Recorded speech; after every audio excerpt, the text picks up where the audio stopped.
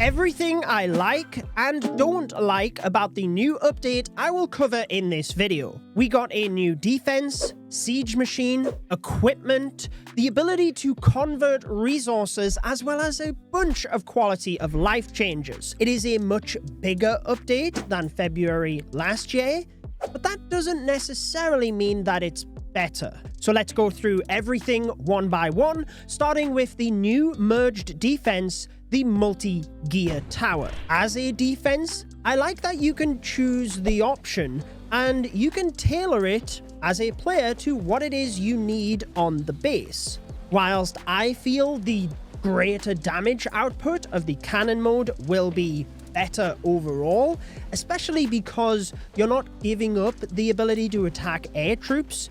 Both modes attack ground and air troops. It just feels like, even though it's shorter range, you just have so much more power, but the ranged version does give you options of outranging the Flame Flinger or the Royal Champion's Rocket Spear.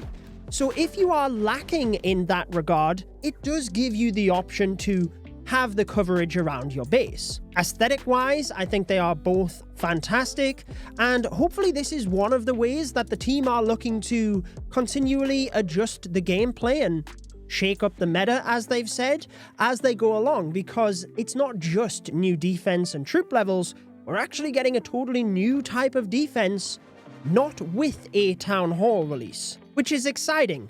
That said, I am not the greatest fan of the builder base being a requirement for this. Yes, you only have to get to Builder Hall 6, I believe, to gear up both the cannon and the archer tower, which is a low requirement, and most people at Town Hall 17 will have gone through to get the 6th builder anyway, since it's so helpful.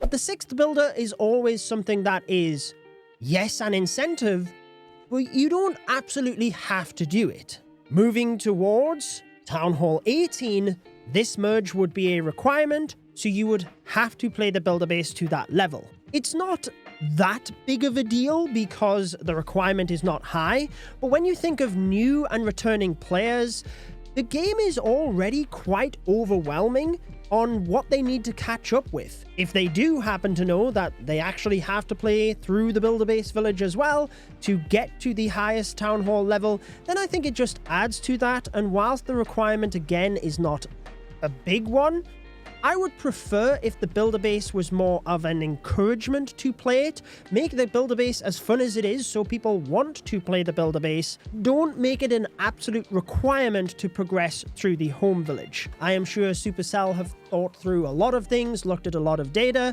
but again, this is just my personal opinion. I'm sure for a lot of people that's probably not a big deal either, but that's the purpose of this video and this discussion channel, is to share my thoughts on things in the game. And for this one, I would prefer if it wasn't an absolute requirement, but then obviously the defense just wouldn't exist if you didn't need to gear it up. So yeah, there's always pros and cons. It's not that big of a deal, and overall I really like the defense. Moving to the new siege machine, the troop launcher. This is an interesting one because it is unique, and that is what I like the most about it, because I like when mechanics are different. They open up possibilities that you could have never done before on attacking, but that is, yeah, what I like about it. It's a difficult one to predict the meta, and I tried, if you've seen my sneak peek video on my main channel, I tried a few different things, really trying to hone into what can this siege machine do that other siege machines can't.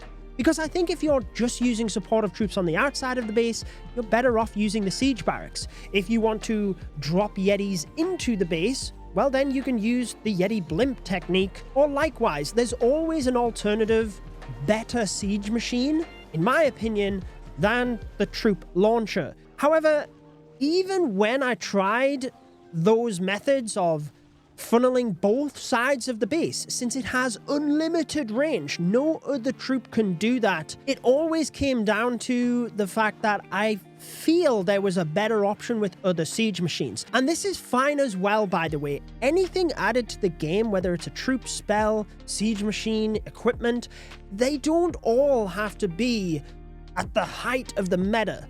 There can be niche use cases for things whereby when you're scouting bases, maybe you do see an area where you think I can take advantage of that from this siege machine. So I am perfectly okay with things being introduced that I don't necessarily see big use cases for, or that I think in general there are better options with, because again, it gives players more variety in what they could do, and it's also pretty fun when you do see the creative use cases. And who knows, nobody can predict every possible use case of everything. Maybe I am wrong about this siege machine and I just haven't came up with that creative approach that then does make it strong in the meta. But overall, I like the uniqueness of it and how it gives us options we've never had before. A lot of what I just said about the siege machine, I feel is echoed in the new equipment as well.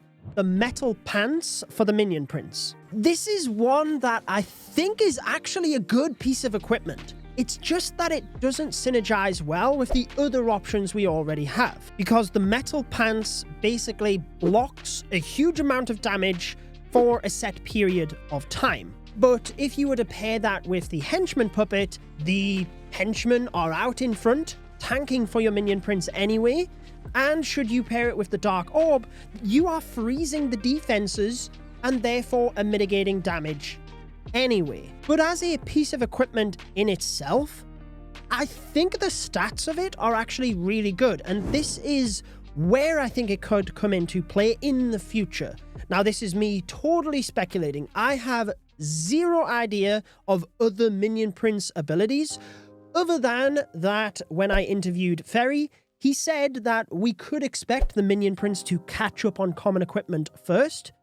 By that, I take it he means 2 pieces of common equipment. This is obviously the first, before it gets an epic, and he alluded to at least 1 epic for the minion prince in 2025. But should one of those equipment do something where a minion prince charge is a lot more viable, then this ability could be fantastic. Because right now we can do queen charges, warden charges, royal champion charges. The minion prince does a high amount of damage, meaning it could be a good option for something like that, but the main issue is seeking air mines. They can take out the minion prince incredibly fast. When it comes to damage from defenses, you can use invisibility spells. Turn your minion prince invisible, but you cannot absorb seeking air mine damage. This ability would allow the minion prince to do that. And as I mentioned with the siege machine, not every edition needs to be super flexible and viable with a bunch of strategies. There can be those use cases where it's more niche, but it's very strong in those situations. We already have a bunch of equipment like that in the game. Much like the siege machine then, I do like the equipment. I think it has the potential to be useful, but right now I am personally not going to be upgrading it, apart from on my main account where I get everything to max level anyway. But on my second account, I will not be putting any ore into it at the moment, because I do not plan to use it alongside the other abilities that we have. When it comes to the Alchemist and being able to exchange resources, I think this is great. It's something that people have asked for a long time, and this is a bit of a side note, but I do like that as much as there was always a ruled out list, if you will, of things that would never be added to the game, over time we sometimes see those coming back, and this is something that I am pretty sure they've said in the past they would never do. I like that the current direction of the Clash of Clans team is to rethink a lot of those things and implement them in ways that it makes sense for the game. Now, yes, the Alchemist requires gems to upgrade, but that's how they've obviously seen that this could be a potential use case, and I actually like that you get a bonus. When I first seen this, I was expecting to gem the Alchemist and it would just allow you to trade more resources. It's pretty good that you can actually get a bonus, so if you do level it up, then you absolutely should be converting resources each day. My only concern with this is, in fairly quick succession, we now have 3 different helpers in the game, which all require gems to upgrade. Whilst in isolation, that is fine. I actually feel the game is pretty generous in the amount of gems you can get for free, and potentially in the past it might have even been too much. I still see to this day people posting on Reddit how they've like hoarded free-to-play gems and have hundreds of dollars worth. Now you have meaningful things, long-term investments of those gems, but we also have other things now, such as equipment in the trader shop, and I do feel like there has to be a bit of apprehension towards not adding too many of these helpers, that there is just so many gem requirements. It kind of goes back to what I was talking about with the merged defense. There is a point, not necessarily for active players that are constantly keeping up with the game. I think that's fine. It's when you are bringing new players into the game or returning players. If someone hasn't played the game for a few years and they come back, there is a lot to catch up on, and does it make it feel overwhelming to them? So I do think that I am fine with this edition, but I certainly don't want to see the Helper Hut just flooded with new additions and just more gems and gems and gems, because each of these helpers are tailored to a Town Hall level. So the Lab Assistant, you unlock at Town Hall 9. Builder's Apprentice, you unlock at Town Hall 10. Now the Alchemist, you get at Town Hall 11. I certainly don't want to see one of these for each Town Hall level. And don't get me wrong, that might not be the plan. Clearly, unlocking them at lower Town Hall levels is good. It wouldn't be wise if they had the Lab Assistant at Town Hall 9, then it jumped up to Town Hall 13 for the Builder's Apprentice, and then Town Hall 17 or whatever for the Alchemist. Like, that doesn't make sense. It makes sense to unlock them at lower level. And again, the Clash of Clans team have a lot of very smart people. I am sure they have thought about all of this, but it's sharing my opinion. I don't want to see a bunch of these flooded to where it becomes overwhelming for people coming back to the game. The new wall feature, being able to manage and upgrade multiple of them at the same time. I do like this, and I think the main reason I like this is it's things that you wouldn't necessarily have thought of, where the team are trying to tackle some not issues with the game, but where it can be a little bit annoying to upgrade every individual wall that you potentially unlock and getting them all of the way up to the highest level. It just allows you to do that a little bit easier, and it is really satisfying to see all of the walls just getting upgraded at the same time. It is such a cool thing to see. But, I mean, that's where I feel on this. It's a good feature. I like that they're adding things like that. For us longer-term players, it might just take a little bit of getting used to, because it's not traditionally how we upgraded walls. But I'll quickly get used to that. I'm sure everyone will. And new features, making people's lives easier through the game, just making the flow a lot better in different aspects of the game is always a welcome change. That obviously takes us quite nicely into the quality of life changes, and I have to say there are some really good ones with this update. I'm only going to go through the ones that I feel have the biggest significance, so any I do not mention I will have listed on your screen here in case you didn't see the sneak peeks or anything like that. But again, whilst I have some thoughts that I'm going to share with you, there's not a lot to not like about these. The ability to change your defending clan castle for friendly challenges and just put whatever you want in there is brilliant for when you are practicing and attacking, bases for different strategies. Same with Legends League, being able to make sure that I'm not going to mess up a legend attack by trying to change the CC. Very helpful. Reducing the cost of items in the trader shop, and namely the CWL shop as well, I think is brilliant. It's something that, I don't know, maybe people asked for here and there, but it shows that they are cognizant of things increasing in price as there's new Town Hall levels. Again, a little bit more about that catch-up I talked about from returning players. And it's something that I don't think many people were expecting. So it's a very welcome change to see reductions in prices for stuff like that. And the addition of equipment to the Clan War League shop. I have mentioned this for months. I guess the one thing I will say is I wish this had happened sooner, but maybe there's, a strategic reason of slowly integrating ways of getting equipment into different areas of the game.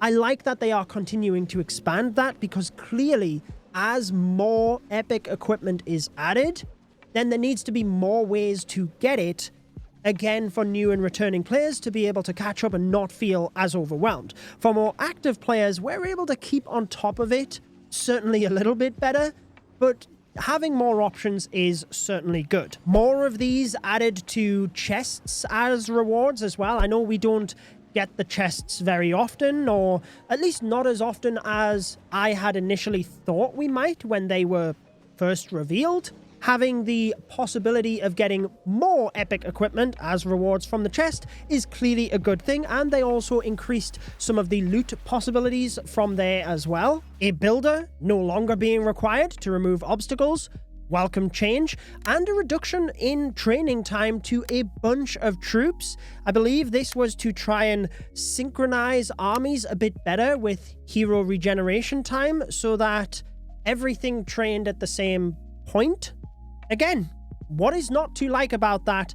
Definitely some good quality of life changes. So overall, I feel like the update is very good. It's very substantial for this time of year compared to what we've seen last year. Yes, I will say there are more elements that I've shared with you that I am not as big of a fan of, or at least I bring caution to. But I think if this is setting the tone for the size of updates this year, and Ferry in my interview with him also revealed that we could expect some extra updates this year, then I feel this is definitely setting a good tone for the year. And I really hope that Clash continue to look at pain points that there are in the game to try and alleviate and fix those as best as possible, so that when we are getting returning players, they are more likely to enjoy the game again, and potential reasons they left have now been, well, fixed. That's at least my hope for 2025, because I've already seen that over the last 6 months or so, it really does feel like the Clash of Clans team are trying to alleviate a lot of those problems. Yes, I want to see big updates and things as well, but I hope they continue to strive to make the game better as they are. If you do want to see the interview I did with Ferry, part 2, where we discussed 2025, I will link that video on your screen. I think it was a really enjoyable, casual conversation, just seeing where the discussion went, and I hope you like it as well. Enjoy the rest of your day.